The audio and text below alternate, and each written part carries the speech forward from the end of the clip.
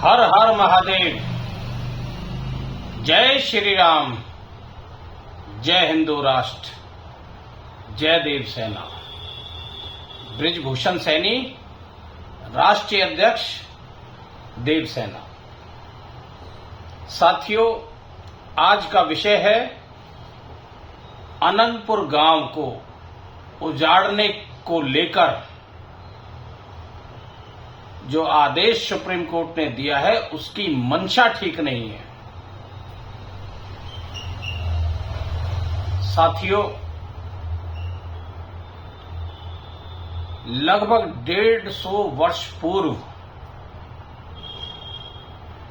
अनंगपुर गांव राजा अनंगपुर के नाम से बसाया गया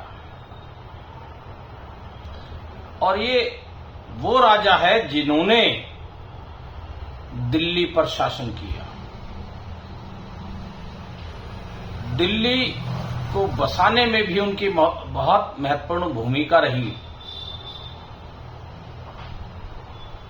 और दिल्ली के आसपास के क्षेत्रों में भी उनका प्रभाव रहा।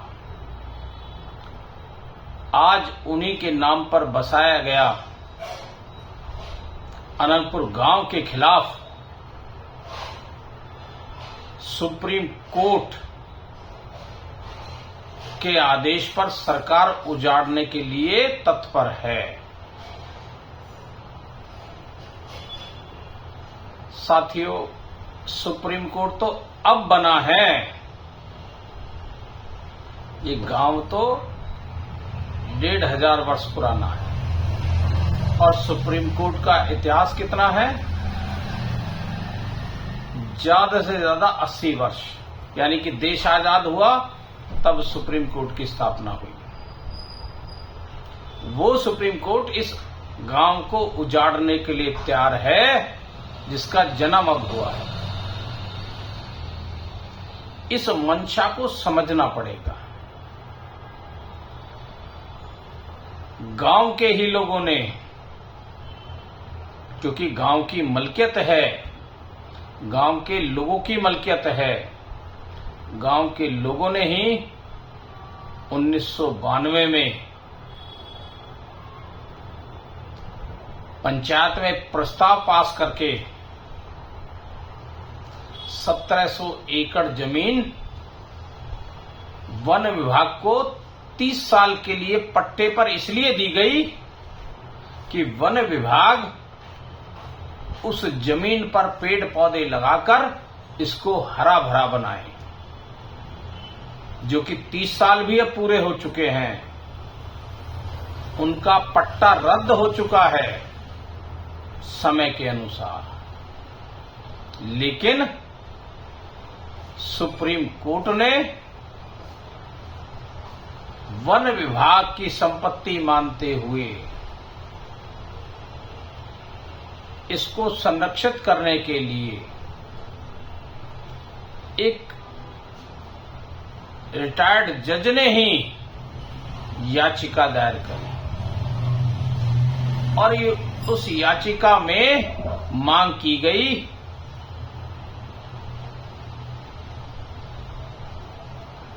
जो भी अवैध कब्जे उनको हटाया जाए, यानी कि गांववासियों को हटाया जाए, जबकि उनकी रजिस्ट्री है, उनकी मलकियत है। पटवारी के यहां भी चढ़े पड़े हैं सभी के म्यूटेशन, लेकिन सुप्रीम कोर्ट ने यहां मानवीयता पहलू को ध्यान नहीं दिया कि गांव बसा हुआ है। फिर भी आदेश जारी कर दिया और सरकार भी इस पिटीशन पर सही से अपना आधार नहीं रख पाई, अपना पक्ष नहीं रख पाई और ना ही लोगों के हित में इस बात पर ध्यान दिया गया। वहां के बासिंदाओं के खिलाफ इसलिए साजिश हो गई क्योंकि वहां का पूरा समाज हिंदू समाज है। यही समाज यदि हिंदू नहीं होता तो सुप्रीम कोर्ट अपने आप ही इस पर ऐसे रास्ते निकाल देता जिससे वो गांव बच जाए। उदाहरण के लिए स्पष्ट समझ में आता है, कश्मीर से जब हिंदुओं को मार मार कर भगाया गया, उन कश्मीरी पीड़ित हिंदुओं ने जब सुप्रीम कोर्ट में याचिका दायर करी तो उनकी याचिका स्वीकार करने से ही मना कर दिया। ये वही सुप्रीम कोर्ट है। बंगाल में हिंदू मारे जा रहे हैं, उनकी याचिका दायर की गई तो उस पर डेट दी जा रही है, उस पर फैसला नहीं लिया जा रहा। आज भी वहां हिंदुओं की बदतर स्थिति है। तो सुप्रीम कोर्ट की इस मंशा को समझना पड़ेगा कि वो किस तरह से हिंदुओं को उजाड़ने पर तुला हुआ है, क्योंकि कहीं ना कहीं सुप्रीम कोर्ट को ऐसा लगता है कि रोहिंग्या बांग्लादेशियों को उजाड़ने का काम सरकार कर रही है। अब सरकार को ही हिंदुओं को उजाड़ने के लिए मजबूर किया जाए। केवल उन रोहिंग्या बांग्लादेशियों को राहत देने के लिए कि उन्हें तो उजाड़ा ना जाए, सरकार का ध्यान, जनता का ध्यान उस ओर से हटाकर यहां के मूल निवासियों को ही उजाड़ने का काम किया जाए। उन्हीं को सरकार द्वारा नोटिस भेजे जा रहे हैं जो यहां के मूल निवासी है। देखिए अजीब विडंबना है। भगाना तो चाहिए था रोहिंग्या और बांग्लादेशियों को जो अवैध कब्जे करके बैठे हैं, लेकिन उस दिशा में काम करने की बजाय अब भारत के मूल निवासियों को ही उजाड़ने का काम सरकार कर रही है, और वो भी सुप्रीम कोर्ट के आदेश पर। सरकार को इस मंशा को भी समझना पड़ेगा कि सुप्रीम कोर्ट कैसे एक पक्ष में जाकर काम कर रही है। और ये बहुत सारे फैसलों से ये सिद्ध हो चुका है कि सुप्रीम कोर्ट हिंदू विरोधी काम कर रहा है। हिंदुओं की सुनवाई के मामले में वो अपने हाथ पीछे खींच लेता है, और जबकि जिहादियों के पक्ष में रात को 2 बजे भी सुप्रीम कोर्ट खुल जाएगा, जबकि आज तक ऐसा नहीं हुआ कि इस देश में किसी भी नागरिक के लिए रात को 2 बजे कोर्ट खोली गई हो।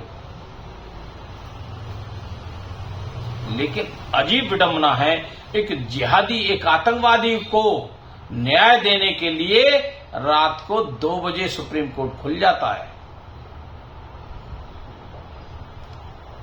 इस कारण से आम जनता का भरोसा सुप्रीम कोर्ट से उठ चुका है। यदि कोई भी आम आदमी जाएगा तो रात को कोर्ट नहीं खुलेगी। कोई भी पीड़ित व्यक्ति जाएगा तो उसे कह दिया जाएगा कोर्ट के जो समय निर्धारित है उस समय आप आइए, आपकी सुनवाई होगी। उसमें भी पहले उन्हें हाई कोर्ट के लिए भेज दिया जाएगा। बहुत सारे मामलों में देखा गया है जो मामले केवल सेशन जज तक यानी कि जिला सत्र तक होने चाहिए थे, हाई कोर्ट तक होने चाहिए थे, सुप्रीम कोर्ट स्वयं उन पर संज्ञान लेने लगता है जब मामला जिहादियों को लेकर होता है। पीछे जब दिल्ली में कबाड़ियों को हटाया गया तो सुप्रीम कोर्ट ने तुरंत से स्टे दे दिया, जो कि अवैध रूप से बसे थे। यानी कि जिहादियों को लाभ देने के लिए सुप्रीम कोर्ट काम कर रहा है। सरकार को इस बात को बड़ी गहनता से समझना पड़ेगा, वरना सरकार सुप्रीम कोर्ट के शिकंजे में फंस जाएगी और आम जनता सरकार से रुष्ट हो जाएगी। क्योंकि सुप्रीम कोर्ट को ऐसा लगता है कि बीजेपी सरकार हिंदुओं को राहत देती है, जबकि वास्तव में ऐसा बिल्कुल नहीं है। और यही टोटल विपक्ष को भी नजर आता है।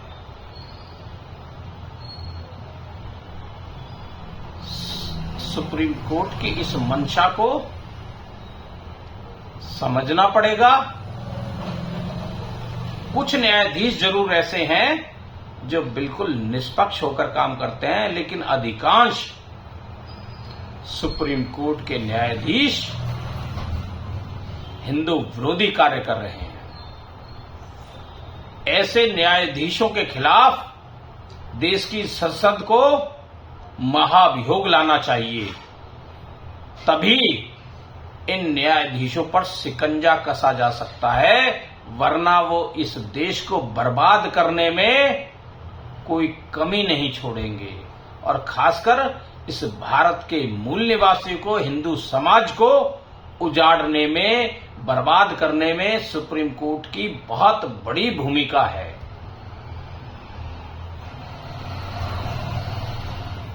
साथियों, समस्त हिंदू समाज को एकजुट होना पड़ेगा, तभी हिंदू विरोधी मानसिकता के लोगों से हम सब मिलकर संघर्ष कर पाएंगे और अपने समाज को सुरक्षित कर पाएंगे। जय हिंद, जय भारत, जय हिंदू राष्ट्र।